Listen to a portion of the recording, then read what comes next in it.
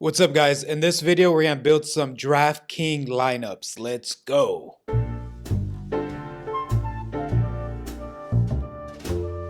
All right, guys. So this is for this coming weekend: Jessica Andrade versus Erin Blancfield. Small fight card, 11 fights. I consider that small. Anything below 13 is pretty small, and 11 is on the really smaller side. It rarely dips below that. And so what that means is it's more difficult to get different. So it's harder to play GPP, let alone a large field GPP, which I'm not too fond of playing. First of all, I like to stick to small field and medium field. I might start going to large field depending on the card. I'm thinking if there's enough volatility in the card, meaning it's a large fight card and there's not that many heavy favorites, I'll probably start going to large field GPPs.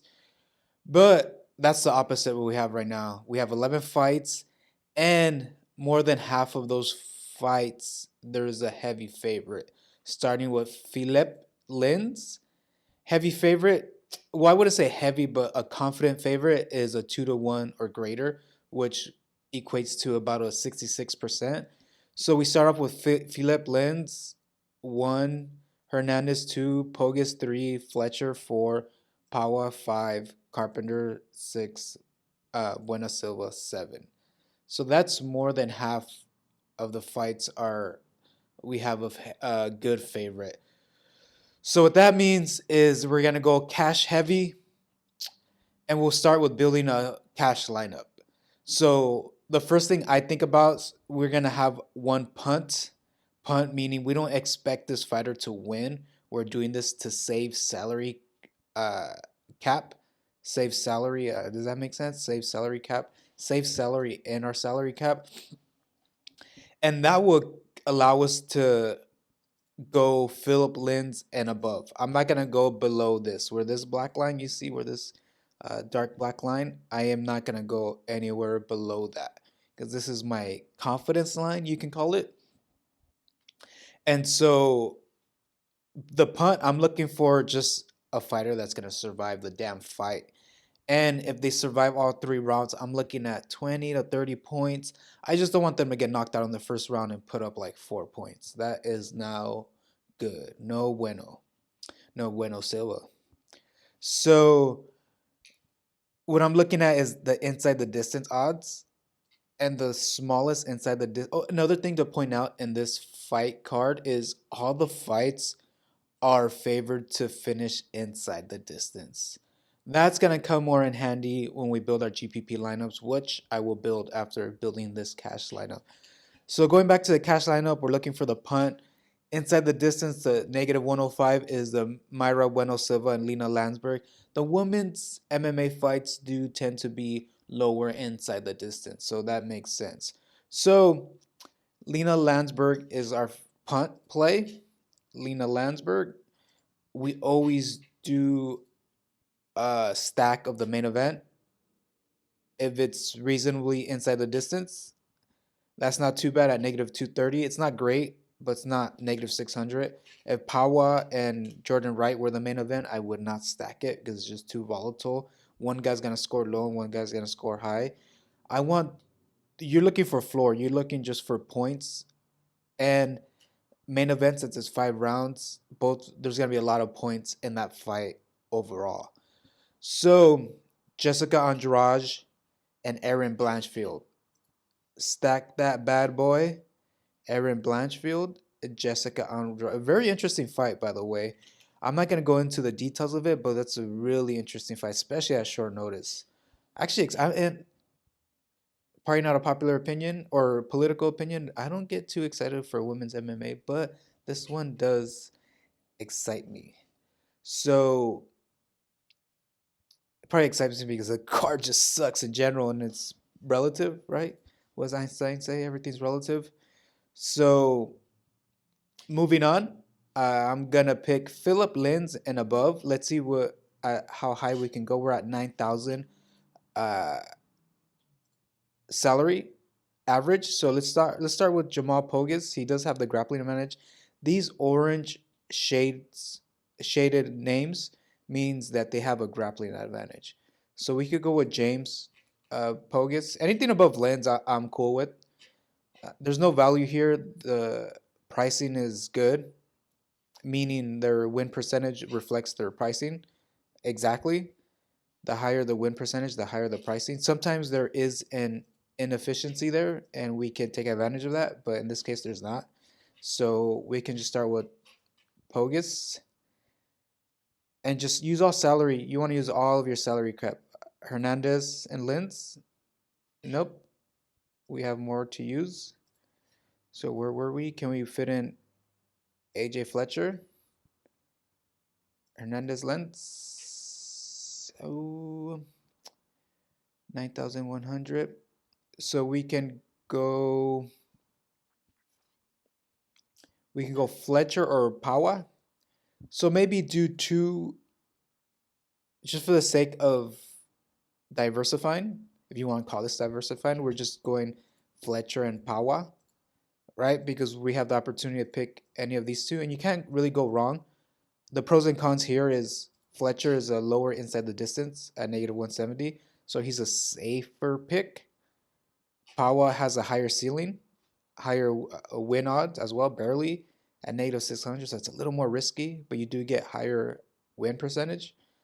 So depending on your risk tolerance, I can pick either one.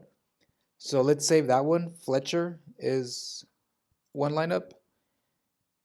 And another cash lineup, we can do same thing, but instead of Fletcher, we'll go Pawa. So Sack Pawa, Poges, Hernandez, Stack,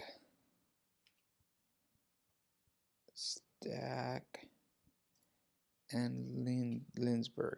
Boom. So it uses all our salary cap. That's good for cash games. I'm looking at who else.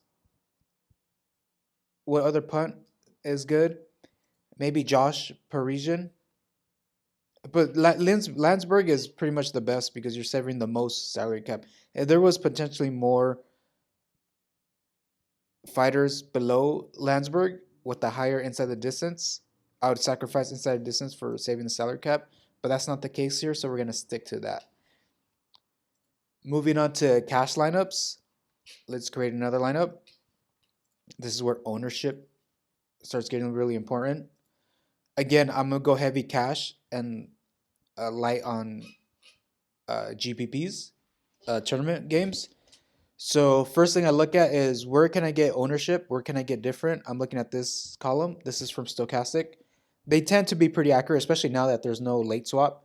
So I do rely on this more heavily. If they're not accurate, well, then too bad. Too bad, so sad. And sometimes it's not accurate. Sometimes there's surprises. So Evan Elder, this red line, I'm going to stay above it. This is where I draw the line, literally. Anything below it, I would say they're pretty big underdogs because that's a 2-1 or greater underdog.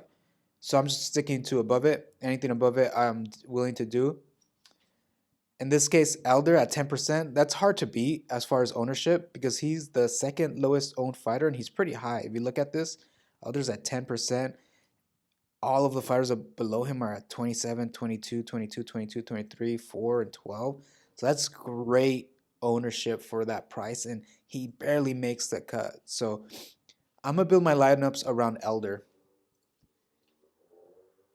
And since he's at a 10%, I'm free to do what I want because this is going to be a small field GPP. I'm going to play the sprawl. What's the sprawl? How much are in the let's see, lobby? It's usually like 1,000 to 2,000, somewhere in between there. The sprawl, the 3 max sprawl. I like playing that. Let's see, where are we? The sprawl, 1,189. So pretty small field. That's pretty good in itself to get different. Now I'm looking for inside the distance. I'm looking for ceiling. What stands out here? Oh, and what I'm building around too, what I like to get my exposure to is the highest inside the distance fight, especially this one at negative 600. Somebody's going to get put out, and there's going to be somebody scoring a lot of points in this Jordan Wright versus Pawa fight. So let's build a lineup around Pawa first. We'll do two lineups, one around Pawa and one around Wright. This one, we're going to have to be a little more conservative with our salary because we have 8,300 average remaining. So let's see, we have 8,300. So basically, Ash Ashkabov and below. So what I'm looking at is William Knight at 41% inside the distance. We'll go William Knight. 8,333. So what else can we get? Who else is high? He's fighting Prachino. So we can go Emmers. It's between Emmers and Ashkabov. I'll go with Emmers because you're only giving up 1% inside the distance, and it'll save us salary. Emmers, it's a bit of a balancing act. I was looking at again going back. It's they're fighting each other, Ashkabov and Emmers. Ashkabov is the favorite at 54 and 45, and I would go with Ashkabov if this was a cash game, but I'm looking for ceiling, so I'm willing to sacrifice win percentage for, in this case, salary. I want to go up because the inside the distance is high above Andrade. I want to get up here. If you're following what I'm doing, I want to target these fighters up here. I want to go start getting to the 40s, maybe even 50s inside the distance. So going with Emmers gives us a better chance to do that. So Emmers, now we're at 8,500. Let's see what we can buy with that. So we're at Andrade, 47%. That's perfect. Let's go with Andrade. And finally, we have 8,600. We can't go with Sadikov because he is fighting Elder. This is tough. This is tough because we don't want to stack. We can't go Ashkabov. We already went Andrade. Something has to give here. Something has to give. Because we have Elder fighting Emmers, Knight, Andrade. St. Preux. I don't want to go that low to St. Preux. Plus, we have that salary. So we're going to have to figure something out here. How can we get to Lens? Hmm.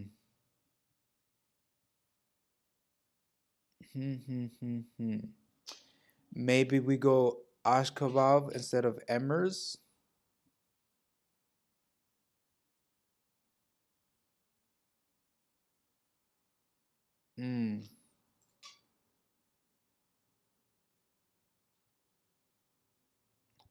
We might have to dip. We might have to go dumpster diving because of Pawa.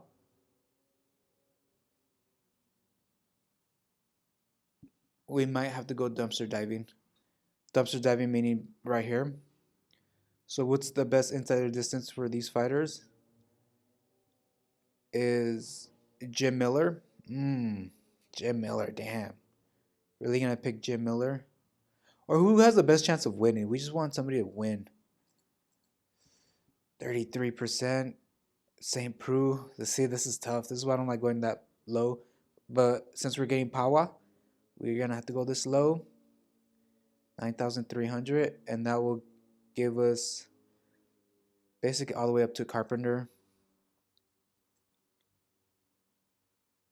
Let's see.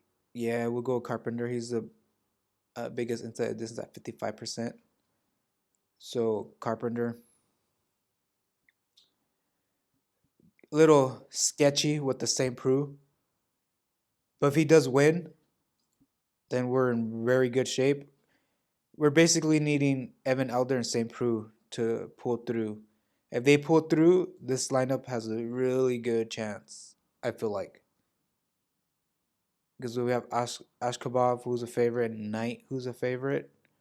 All right, slight favorite, coin toss, Ashkabov. These two guys are supposed to win. Then we have on. Do we have Andrade? No, I don't think we have Andrade on this lineup. Uh, I don't care too much about the main event because going back to why this is important, all the fights are predicted to finish inside the distance. So that means there's going to be a lot of high scoring fights aside from the main event. We're not going to have to rely for those rounds. There's going to be a lot of finishes according to the numbers. So that gives less meaning to the full 5 rounds. Because even then, Andrade and Blancfield are predicted to end inside the distance. So I'm not tripping about not getting into Andrade and Blancfield. So I like that lineup. Save that bad boy. Let's build another one. This time with right. Let's do this. We'll go again Elder. Right. That's our dumpster dive. And this is going to save us a lot of money, 8,850. Maybe this one we could go Andrade. Let's see. That last one, I could probably revise it and go a little higher than Ashkabov and Knight. I'll take a look at that. Instead of going these two guys, maybe and Carpenter, we could probably gone Fletcher, Hernandez, and Pogus, something like that. Let's do that with this card, with this lineup. Let's go high up there at 8,850. So up here, we can start with inside distance. We're looking at Alex Hernandez at 51%. Alex Hernandez, 51%. That gives us 8,300. Ooh, I dropped substantially. Let's go Knight again. Maybe Knight and Andrade. Knight, I like his inside the distance for his price. Andrade.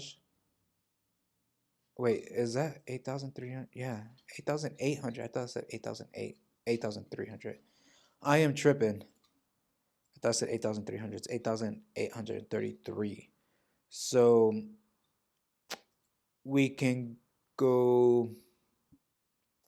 I still like Knight because Sadikov and Knight, their inside the distance is basically the same. So we can go Andrade, Knight, basically what I did. And that gives us too much salary cap. So let's Hernandez.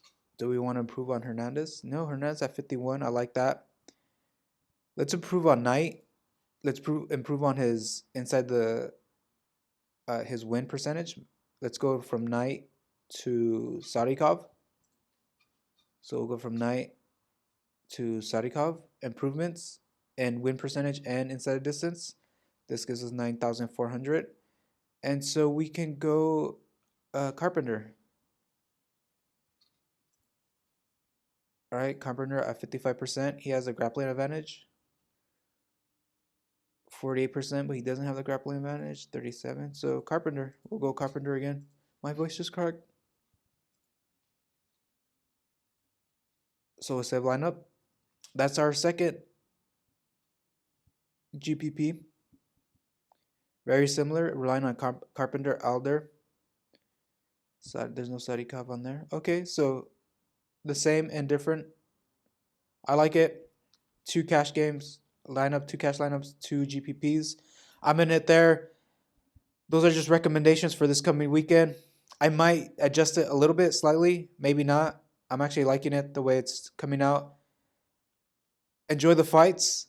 Thank you guys for watching.